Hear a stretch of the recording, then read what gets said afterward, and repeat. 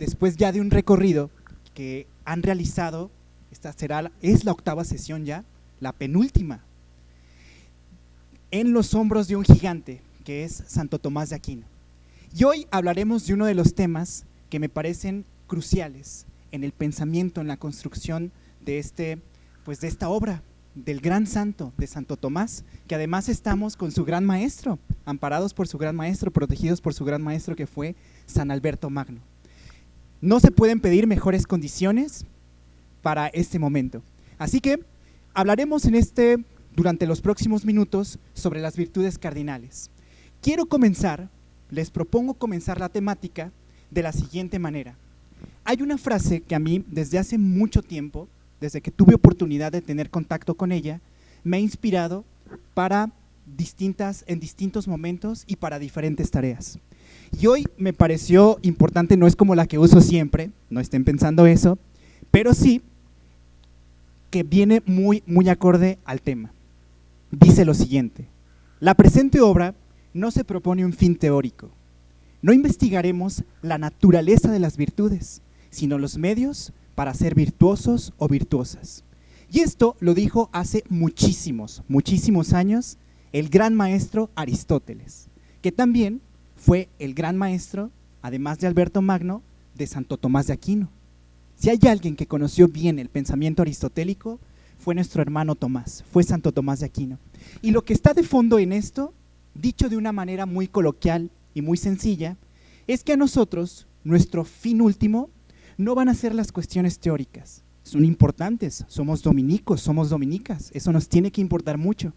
Pero eso no es nuestra meta, sino la meta es que eso que nosotros aprendemos o que aprendamos, que reflexionemos, podamos aplicarlo en nuestra vida cotidiana, en nuestra vida de todos los días. Sí, el nombre de virtudes cardinales probablemente pueda sonar algo familiar, pero a la vez como una cuestión meramente de cuadernos o de libros. Y ya veremos que es absolutamente, si nos ceñimos a lo dicho por el mismo Santo Tomás, para nada, no es una cuestión teórica, es una cuestión práctica.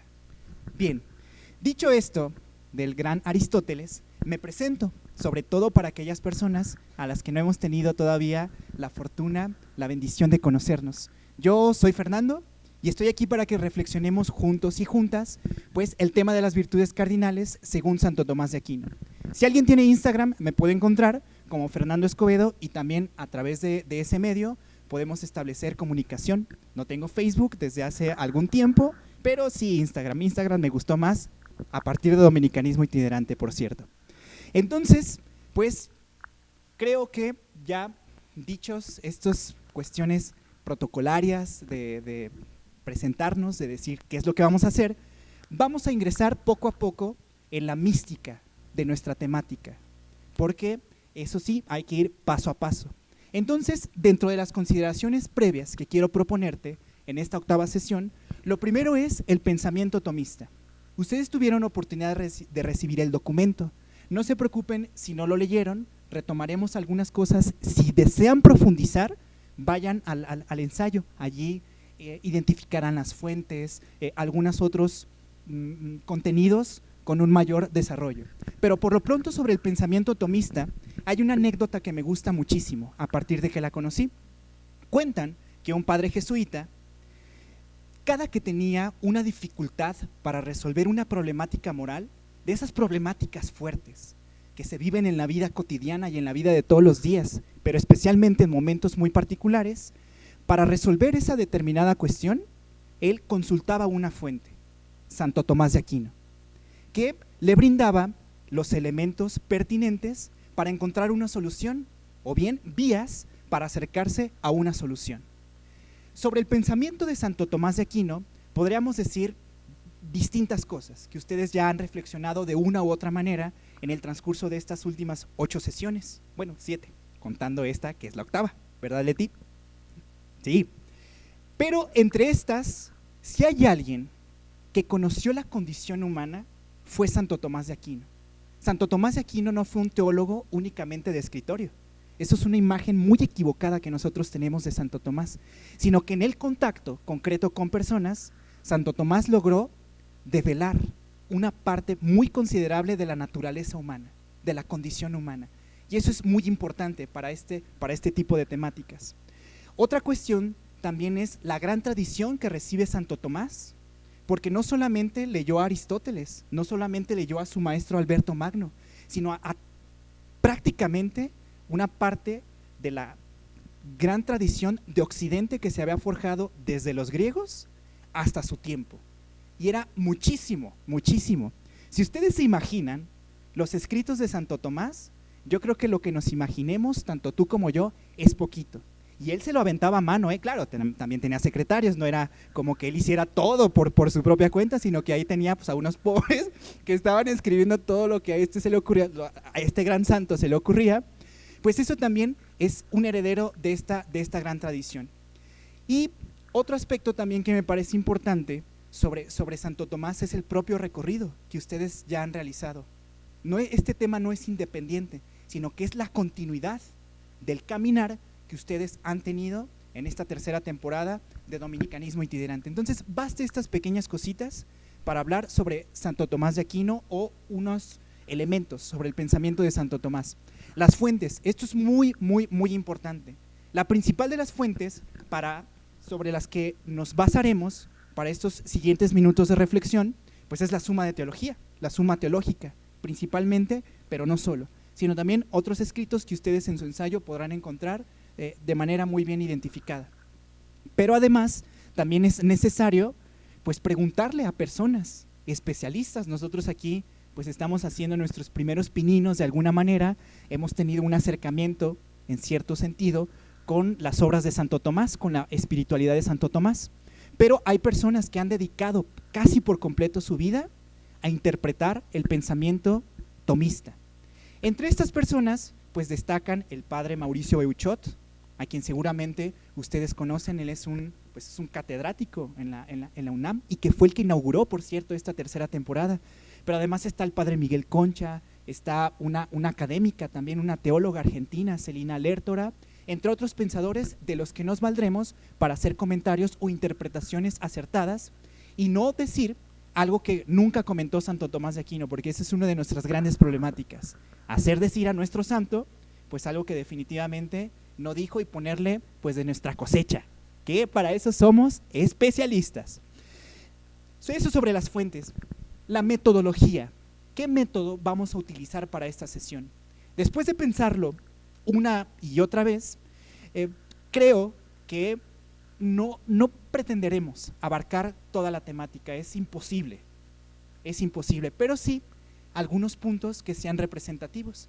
Entonces, la metodología que adoptaremos para esta sesión será la de un decálogo que a partir de 10 puntos sobre las virtudes cardinales, nosotros podamos tener estas pautas presentes como una manera de introducción y de profundización para quien en un determinado momento desee pues meterse hasta el fondo, como solemos decir por acá.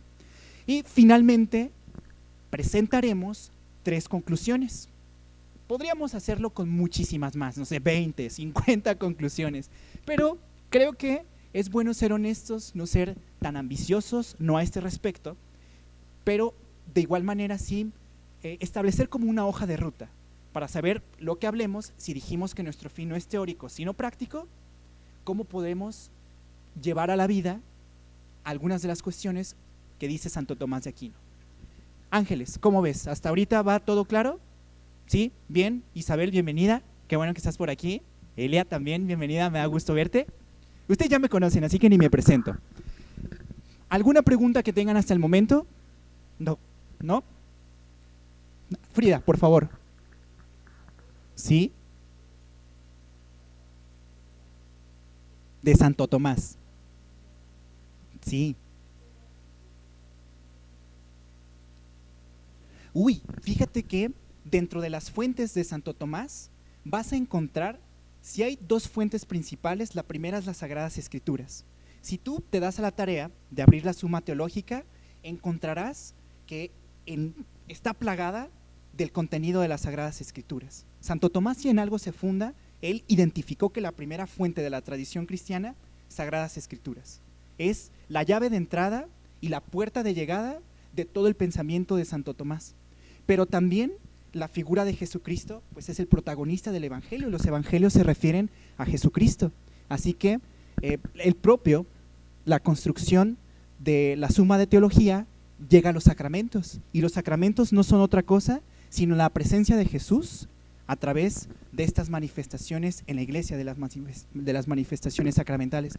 Entonces, tanto las Sagradas Escrituras como Jesucristo están presentes de manera explícita, muy clara, pero también implícita en toda la obra de Santo Tomás de Aquino. Obra que tú consultes, aparecen, pero mucho, Biblia y nuestro Señor Jesucristo. A Santo Tomás de Aquino le llegaron las traducciones o los escritos del gran Aristóteles, del viejo Aristóteles, en árabe. Entonces hubo una persona, porque Santo Tomás de Aquino dominaba muy bien el latín, pero no el árabe, que le ayudó a traducir las obras de Aristóteles, y así es como Santo Tomás de Aquino comienza con la cuestión aristotélica, que Alberto Magno es un protagonista de la cuestión aristotélica. Aristóteles era repudiado en aquellos momentos en la iglesia. Sí, mencionabas a Aristóteles y haz de cuenta como que te asustabas y no podías ni siquiera escucharlo mencionar. Y gracias a hombres como Alberto y como Santo Tomás, el pensamiento cristiano también recibió la riqueza del pensamiento aristotélico y de la tradición occidental. Entonces, dicho esto, mencionaremos este preámbulo, que aquí voy a hacer de las mías, porque me dijeron por allí que el fin de semana pasado les fue muy bien y que quedaron muy contentas, muy contentos con la exposición de Josué y con la exposición de Chucho, que les hablaron sobre una temática que fue, a ver por acá, a Rosalba, sí, no, a ti te tengo que preguntar, Rosalba, ya te había dicho. La temática de la que hablaron fue la virtud, esto así, con firmeza, convencida. Nuestro preámbulo me pareció necesario, me pareció pertinente hablar solamente una cuestión fundamental acerca de la virtud según Santo Tomás de Aquino. En su escrito podrán encontrar algunas líneas más al respecto. Pero la virtud, ¿se acuerdan que les mencionaron qué es la virtud? ¿Espontáneamente o utilizo mi dedo señalador de manera ostensiva? ¿Sí? Ajá, sí. Claro. ¿En una virtud? ¿En un vicio o pecado? Eso, sí, aunque suene un poco extraño, pero en efecto. Entonces lo que me interesa, si nuestro tema son las virtudes cardinales, hay que tener muy presente qué es una virtud. Dicho de una manera más o menos técnica, una virtud es un… Leti, ¿alcanzas a leer? Ajá, ¿qué es una virtud?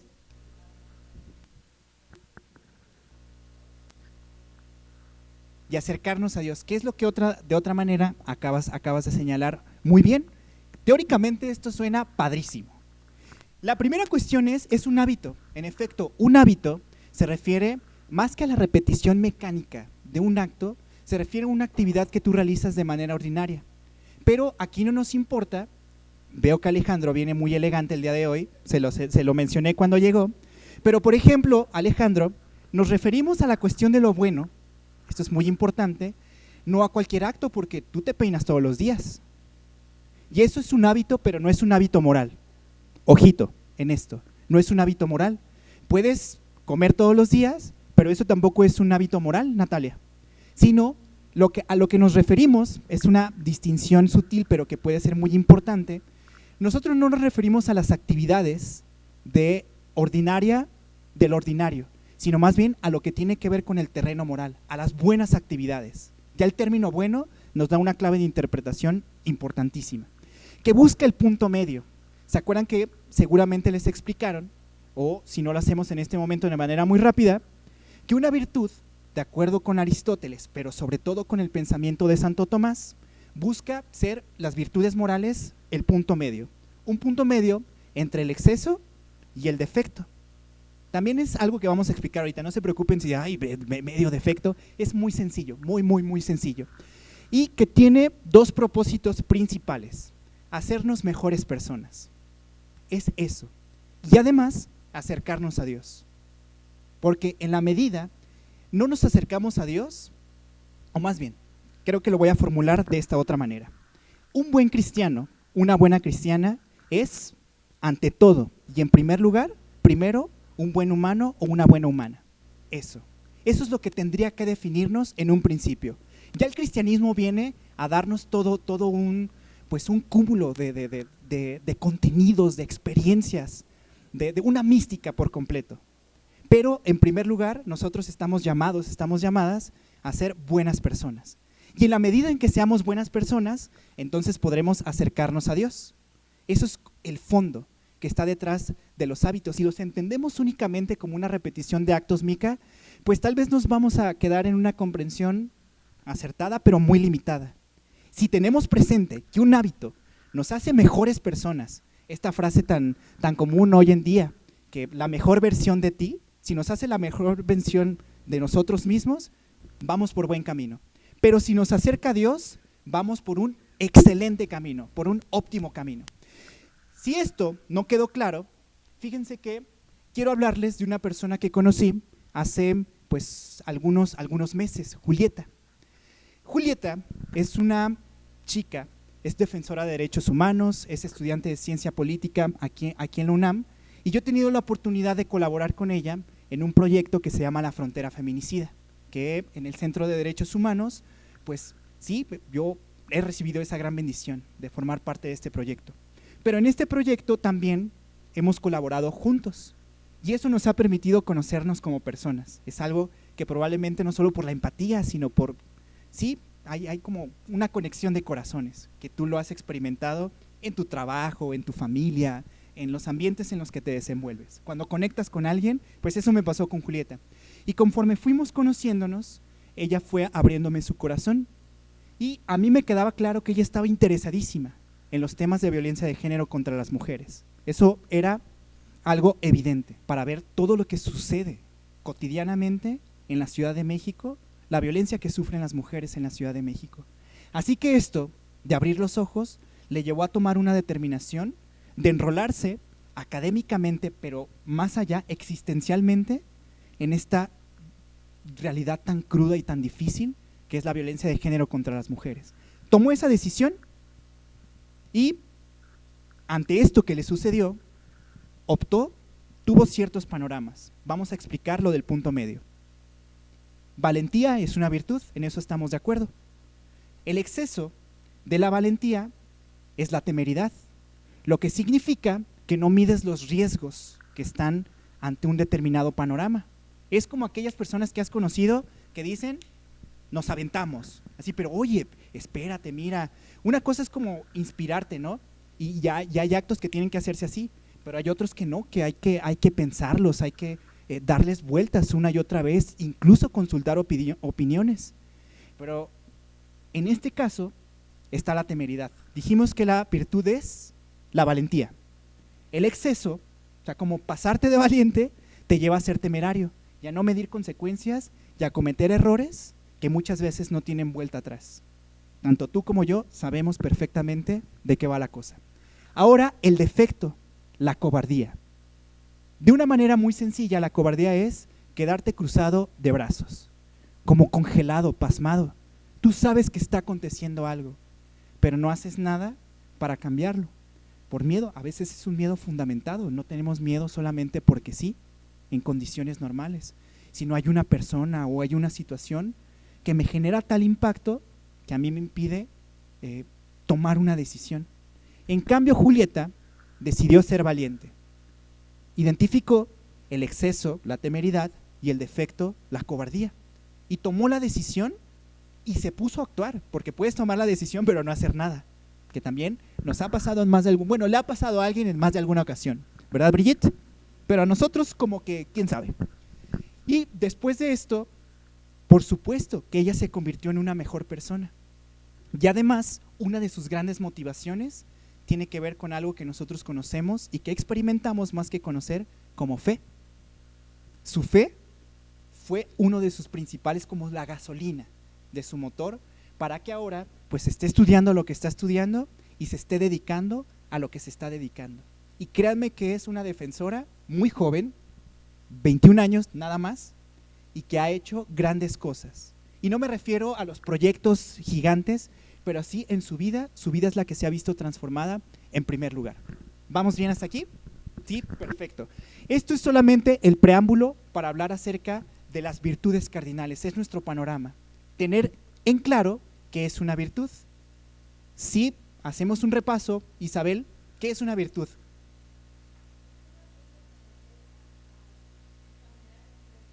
Ajá, hacer mejores personas.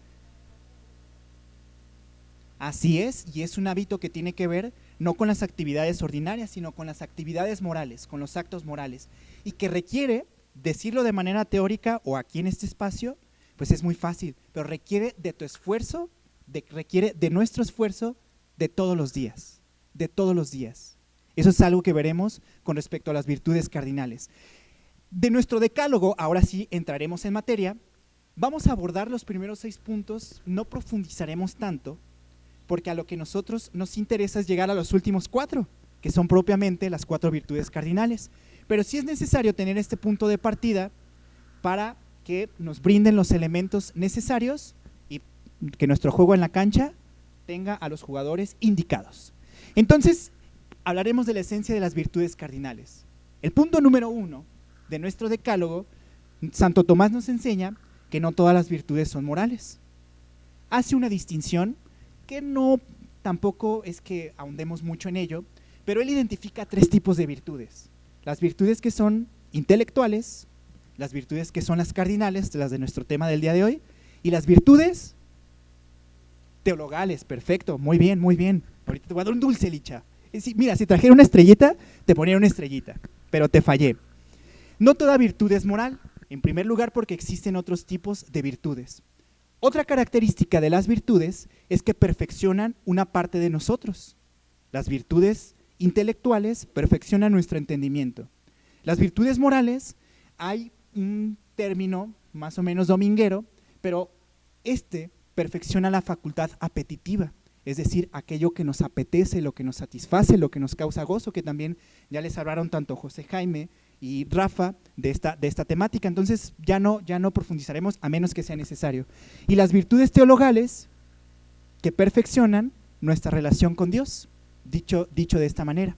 Entonces lo primero es, no toda virtud es moral, sino que existen otros tipos de virtudes. ¿Cómo ves, Emilia? Está fácil, ¿no? Hasta ahorita vamos bien, perfecto. Segundo punto número 2, esto sí, no todas las virtudes son morales. Sin embargo, existe una relación entre los distintos tipos de virtudes. Y esto es muy, muy importante. Si quisiéramos plantear un caso concreto, Cristina, imagínate que tú estás ante una situación laboral. Mira, esta sí la conozco, más o menos. Estás en una situación laboral en una institución en algún lugar de La Mancha que nosotros no conocemos. Y tienes que tomar una decisión. Ahí entrarán en juego, en primer lugar, las virtudes intelectuales y las virtudes cardinales, y a partir de una virtud que se llama prudencia. Lo voy a explicar de una manera todavía más sencilla. Esa decisión va a ser importante para tu vida, no es como cualquier decisión, sino será una importante. Cristina determina con su entendimiento, con las virtudes intelectuales, un bien, y son las virtudes cardinales las que le van a llevar a actuar y a ir tras de ese bien. Más o menos sencillo, ¿no? Sí, ahora estamos como en cuestiones tal vez un poco teóricas, un poco abstractas, pero que son necesarias para que hablemos ya de lo mero práctico, que será la cuestión de las virtudes cardinales. ¿Sí? ¿Vamos bien? Perfecto. Entonces existe esto, no es que una virtud actúe de manera independiente de las otras, que será una de nuestras conclusiones, por cierto, pero no voy a adelantar nada más hasta este momento. El punto número 3, esto es importantísimo, fue la frase que inspiró el inicio de esta presentación, de esta exposición, de esta sesión octava, tiene que ver con el fin de las virtudes. El fin de las virtudes, Ángeles, ¿te acuerdas que dijimos cuál es? Acercarnos a Dios, ser mejor persona, pero no quedarse únicamente, o sea, para acercarnos a Dios y para hacernos mejores personas, no es que vayas a tener tu cuaderno todo el día. Exactamente, a través de las obras, a través de la chamba que en los distintos espacios en los que nosotros estamos, realizamos. Esa es la manera de convertirnos en personas virtuosas. Por lo tanto, el fin de las virtudes es un fin eminentemente práctico. Es práctico, tiene que ver con lo que nosotros hacemos o dejamos de hacer. Y aquí se me ocurrió, esta imagen me parece sumamente elocuente. ¿A alguno de ustedes le gustan los deportes? ¿Quién conoce el tiro con arco? Emilia conoce el tiro con arco. ¿En qué consiste el tiro con arco? Está, ni modo que nos sepamos, pues, pero vamos a dejar que una técnica nos hable al respecto. En perseguir, en observar un punto en particular. Sí. Y dirigirse o dirigir nuestra flecha o lo que estemos tirando hacia ese punto. Claro. Es un punto. Claro, por supuesto, completamente de acuerdo. Un deportista, un tirador con arco, un tirador de arco, no sé cómo se diga, Rafa, tú sabrás mejor que yo, aquí entre compas podemos decirlo de esa manera. Pero un tirador con arco lo que le interesa es aprender una técnica, tiene que aprender ciertos elementos teóricos, no puede como de la nada así pues, va, ¿no? Sino el material del arco, el tipo de flecha, pues la velocidad, el viento, las condiciones climáticas, todas esas son cuestiones que tiene que saber, pero no le importan, porque su fin último es dar en el centro de este blanco. Eso es lo que le importa. O aproximarse lo más posible a ese centro. Y de la misma manera nosotros. Imagínate que esta cuestión de las virtudes cardinales es como si tuvieras un arco. Y a ese arco, las decisiones que tomaremos, tenemos que intentar aproximarnos al centro, que es el punto medio. Recuerda, ni el exceso, ni lo mucho, ni el defecto, que es la carencia, o lo poco, o ausencia de algo. ¿De acuerdo? ¿Sí? Excelente. Vamos a nuestro punto número 4. Les digo, en estos vamos a avanzar rápido porque la comprensión es sencilla. Este también es un elemento que me parece fundamental. Podemos ser virtuosos. ¿Me ayudas a leer, por favor? Por aquí. ¿Cómo te llamas? Gaby, por favor, ayúdanos a leer, por favor, Gaby. Sucede que los actos virtuosos obedecen a la condición humana. Y parte de esta naturaleza nuestra tiene que ver con la libertad. La libertad, muchos la han entendido de una manera, sí, que no es tan fácil como de desentrañar, de decodificar. Pero la libertad tiene que ver con una cuestión que es la responsabilidad. En efecto, tú tienes la capacidad de tomar decisión, la capacidad de tomar decisiones. Decisiones que son de todo tipo, desde el corte de cabello, el peinado de Alejandro, que hoy se ve muy bien, voy a insistir mucho en esto, hasta ya decisiones que tienen que ver con cosas mucho más grandes y mucho más importantes, Gaby. Pero algo que entra en juego siempre es la libertad y la conciencia. Fíjense que hace algunas semanas atrás tuve oportunidad de estar con un grupo de defensores y de defensoras de derechos humanos. Y entonces hablábamos de una temática, ahí solemos discutir mucho y de muchas cosas. Y en esa temática abordamos la cuestión de por qué hay determinadas personas que toman decisiones que van en contra de la humanidad, en contra del bienestar de los demás. Hablaremos del bien común en algunos minutos en la segunda parte de la sesión. Y yo recordaba que conocí una anécdota hace poco tiempo posterior a la Segunda Guerra Mundial. Ustedes se acordarán que el conflicto de la Segunda Guerra Mundial culminó en 1945 con la entrada de los aliados a Berlín. Cuando los aliados llegan a Berlín, pues por supuesto distintos miembros del partido nazi huyen, quienes pueden, quienes tuvieron oportunidad, y son buscados después. ¿Se acuerdan de estos famosos juicios de Nuremberg? Y hay un tipo que junto con Hitler, con Mengele y con otros personajes fue de los principales en todo lo que tiene que ver con la cuestión nazi, de apellido Eichmann. Eichmann era quien, entre otras cosas, tomaba la decisión de las rutas ferroviarias que llevaban a las personas a los campos de concentración. Sé que es un tema muy difícil, pero ahora les voy a explicar cuál es el punto de todo esto. Entre otras cosas, él fue el encargado de la cuestión judía. La cuestión judía fue eliminar, asesinar a todos los judíos que vivían en Europa. Eichmann fue el responsable, o uno de los principales responsables de esto. Entonces él huye va por distintos países y llega a Argentina. Y en Argentina lo encuentran y lo extraditan de una manera muy peculiar, por cierto, el Estado israelí, porque no pidió permiso ni mucho menos, sino que violó pues las relaciones diplomáticas, lo llevan a Jerusalén y en Jerusalén le hacen un juicio. Entonces este juicio, pues por supuesto se convirtió en un tema de interés mundial, porque habían capturado a Eichmann y lo iban a someter a juicio para ver en la medida de su culpabilidad.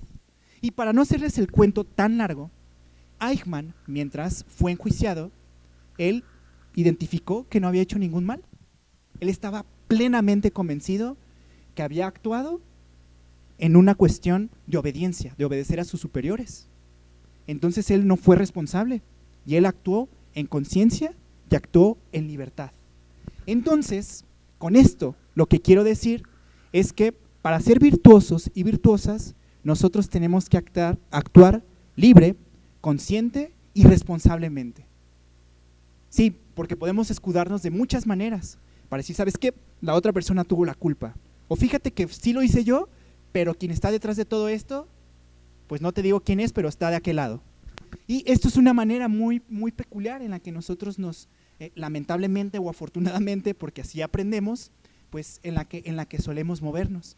Pero la cuestión de las virtudes o la vida virtuosa que nos propone a ti y a mí Santo Tomás de Aquino, tiene que ver con la cuestión de ser libres, de hacer un buen uso de nuestra libertad y de nuestra conciencia y hacernos responsables de las decisiones y de las acciones que tomamos. Ale, tú no puedes decir que una vaca es virtuosa, porque no nos vamos a meter en este debate de si los animales, de si sí, de si no, pero una vaca no llega y te dice, oye, ¿sabes qué, Alex? Me duele mi mancha blanca de este lado.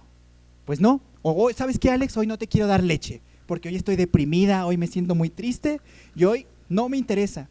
Una vaca no te va a decir eso, pero sí es una característica de la condición humana, la libertad y la conciencia, que son otras temáticas muy interesantes, pero que ahora tal vez no nos vamos a meter tan a fondo en las mismas. Bien, entonces este punto número 4, pasamos al siguiente, ¿les parece? ¿Sí? Perfecto. El punto número 5. También aquí las virtudes cardinales sus sinónimos son las virtudes principales. Y Santo Tomás identifica un número muy reducido de virtudes cardinales o principales. Y la razón es que estas engloban una parte de la condición humana, de la realidad tuya y de la realidad mía. Hace muchos años, en el siglo XVI, unos frailes carmelitas, que aquí recordaremos a nuestro buen Chino, a nuestro querido Chino, pues de la familia de los carmelitas, hicieron un estudio de Santo Tomás, para ver en su tratado de las virtudes, como pues cuántas virtudes nos está hablando Santo Tomás, porque aquí nos habla de la prudencia, pero luego se va a la valentía, y luego de la valentía habla de esta otra. Entonces, como, ¿qué está sucediendo con Tomás? Identificaron un aproximado de 120 virtudes, pero de todas esas 120 virtudes, hay unas que son principales, porque, insisto en esto, guardan una parte de nuestra humanidad. Son como esas virtudes mamás o virtudes papás, que tienen hijos a su vez, que tienen ramificaciones y de las que se desprenden, porque estas chiquitas son un reflejo de las virtudes principales, ¿sí? Entonces, nuestro punto número 6, que será el último de este momento, porque ya vendrá el próximo con uno, bueno, ya lo presentaré, o yo lo presentaré, excelente. sí, ¿verdad? ¿Cuál es el punto número 6? Las virtudes cardinales son 4. Y son las siguientes.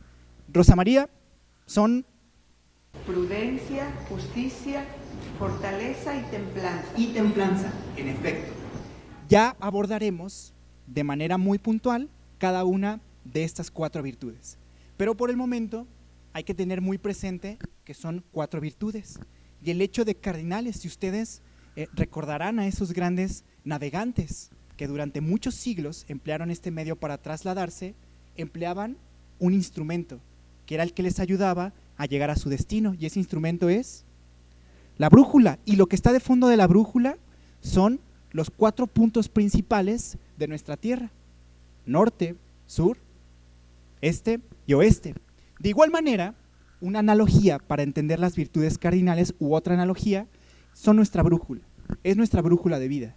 Cuando tú te levantas por la mañana, esto es una cuestión meramente hipotética, tomas tu brújula y aquí tienes tu norte, tu sur, tu este y tu oeste, que son las 4 virtudes cardinales, que te van a llevar durante el transcurso de tu día, de tu jornada, por los lugares más oportunos o más adecuados.